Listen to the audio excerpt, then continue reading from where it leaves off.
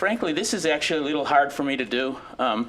When I pulled into San Diego, I know it's a beautiful place, but without Masao here, I felt an enormous sense of loss, like emptiness. So it didn't mean much to me, all the beauty you have here. But anyway, now I see that you have, the people are carrying on Masao's work, and that's important. And Masao's family is here, and that, to me, that's even more important.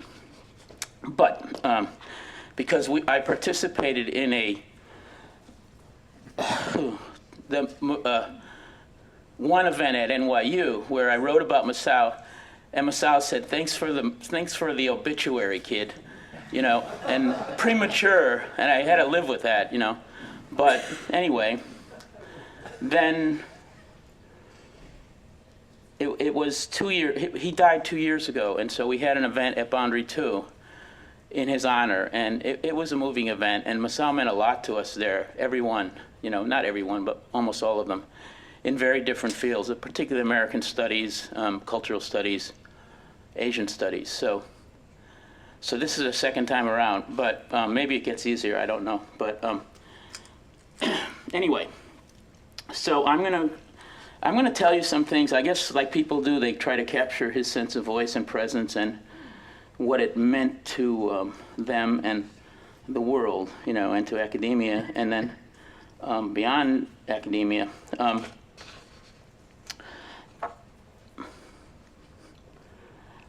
So I'm going to read some things and maybe tell a few anecdotes. And if I had time, if there were world enough and time, if I had 40 minutes, I would try to do a longer presentation, but there's not. So I'll sort of, what? Oh, okay. Well, yeah. Well, here, Stephen, he wants me to do the Twitter version of it, so I can't. But anyway, this is what I sent to Stephen, and then if I had time, I could do this because actually, Masao was my main mentor. He wasn't on my dissertation committee, but he had been my main mentor since 1973. So that's a long time, and we never fought, only once, about emails. He said, "Don't ever forward my emails, Rob. Never." I said, "I didn't forward your emails, Masao. That was a mistake." But that's kind of odd about a shift, from one mode of production and circulation. But Masao actually wrote emails that were almost like Jamesian letters. They were so beautiful and so full of implication, and Leo Ching kind of makes fun where I quote Masao's emails, but I ponder them. They actually have a lot of wisdom in there, and I'm going to quote one of them. But this was the version I gave to Stefan of If I Had World. Masao Miyoshi as Trans-Pacific Trespasser in the Humanities, branching backwards from one of the last essays Miyoshi wrote, Turn to the Planet, Literature and Diversity, Ecology and Totality, I will aim to tease out and reflect historically, poetically, and theoretically upon the meanings of Masao Miyoshi's trespassing across the Pacific from Japan into the U.S.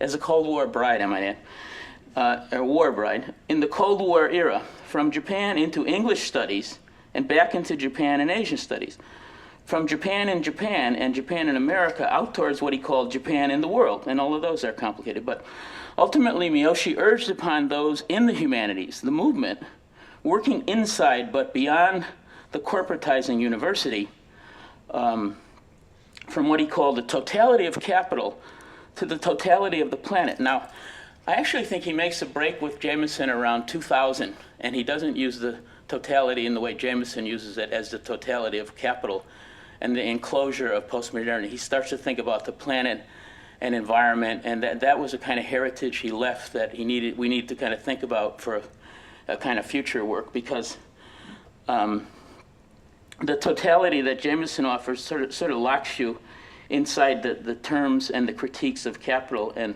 Masao actually was pushing beyond towards an outside in art and towards environmental work.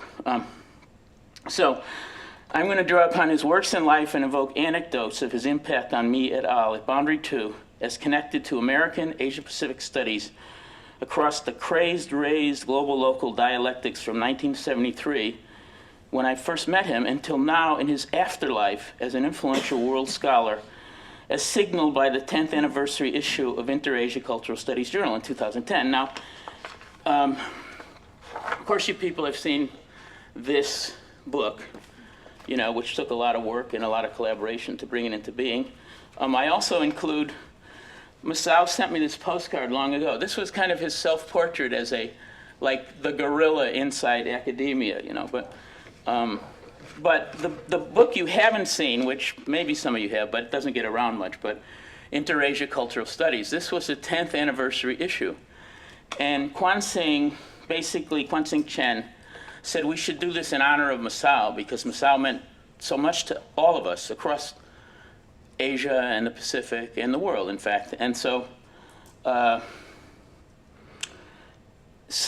kind of owed Kwan-Sing one. So I gathered a lot of things that people had said about Masao from various disciplines and sites and contexts, and turned it into something in Masao's honor, and then wrote something about him. So the fuller version of my kind of rambling babble will be in there. So if somebody wants it, I can easily send you a full PDF version of it. And in fact, it's on that aforementioned academia.edu site. But okay, now I'm going to read you. This is one of the sad things in my life was actually that Arif Dirlik and Masao had a falling out, and then they never quite got back together.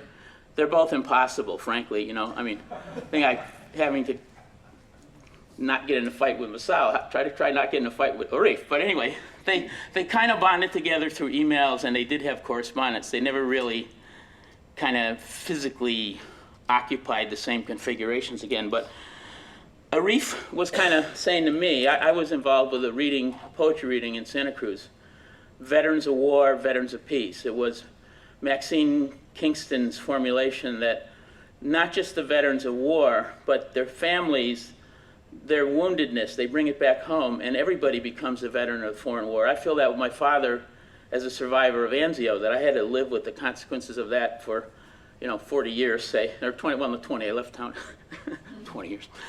But anyway, so Arif's saying, what is this thing about honoring veterans? What are we doing? Why should we honor them? And then Masao really was, I forwarded something to him, and then he responded to me and Arif with this. And I'm going to read it because it kind of captures Masao's complexity. This is in November 2006, so that would be 5 years ago, right? I, too, have reservations for honoring the fallen U.S. soldiers, but my feelings towards them is more complicated. There's a wide variety among those who went to Iraq. Obviously, the officers who were killed demand less sympathy. They knew what they were getting into, and besides, they chose to be professional about warfare. Even among the foot soldiers, there were a good number who chose to volunteer so they might have a chance to kill Arabs and enjoy violence. But you must admit that many, if not most, of the killed soldiers were there because they knew no better. When the Bushis decided to let loose the U.S. military forces to Iraq in 2003, you and I were opposed to the invasion and conquest, and many others were. But there were also a good number who supported it on the basis of what they were fed by the Bushis and others. Our opposition, in other words, was the result of our long training in political analysis and in acquiring information. We were able to make the judgment because of our privileged position in the academy. Yes, both class and wealth, however limited they may look to ourselves. This country is miserable both in political information and public discourse. The foot soldiers were not given an adequate chance, an opportunity to understand the Iraqi situation, not to say the complex Middle East conditions. A great many, furthermore, had nothing else they could do in their minimum wage lives. Obviously, the opposition to the invasion came to you and me very easily, but not to the guys who are under the atrocious conditions. I did get to know just one of them who returned from Afghanistan and Iraq as a totally damaged human being, severe memory loss, terror-packed nightmares, horrendous disability and daily activity, from writing checks to keeping jobs. He has survived, and many of his colleagues did not. And his guilt for his dead friends is heartrending as well as hideous. No, I don't honor them, but I do mourn the dead. And my outrage for the Bushis, the war criminals, is unabated by their apparent loss in this election. And so, we need to think about the privilege of our information and luxury. One of the things that's really important to me in that, it's embodying that, is that Masao was a Marxist where there were real workers. He was a critic where he could distinguish between, the totality of forces and the agents involved. Now, you people may not know what I'm talking about. I'm talking about patrician Marxism that almost totalizes capital as a theory, has no connection to a working class, has almost no agents in it. It doesn't really care about them. They're like pawns in a theoretical, chess game. And Masao is never like that. And you can see here that he's talking not only about the class and privilege configuration and the misinformation, very localized. And Masao, of course, he's making the analogy to the Imperial War of Japan and the misinformed subjects of Japan, right, by allegory. But he really cares about that one soldier that's totally damaged, And then Arif was being kind of clunky, making some categorical things. So